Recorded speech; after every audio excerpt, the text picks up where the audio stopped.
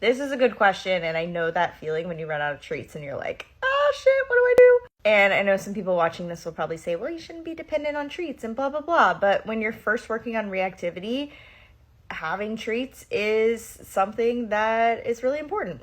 And when you're asking your dog to do something really hard, like ignore another dog or keep moving past it, like we need to pay them accordingly, in my opinion. So to answer your question, I always bring way more treats than I think that I need. My favorite treat for walks is string cheese, light string cheese, because Blueberry's not a small girl. So I'll usually bring 2 sticks of that. And honestly, I usually go through 1 stick, maybe even just half a stick. And then I'll also in my treat pouch have a bunch of treats broken up into teeny tiny pieces, because those are good for like throwing treats on the ground for the find it game or treat scatters or whatever.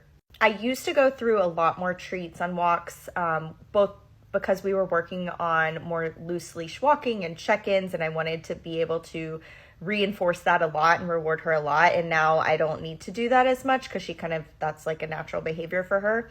And when we first, when she was more reactive than she is now, I needed more treats because every time, even if we saw a dog from a distance, I would have to treat.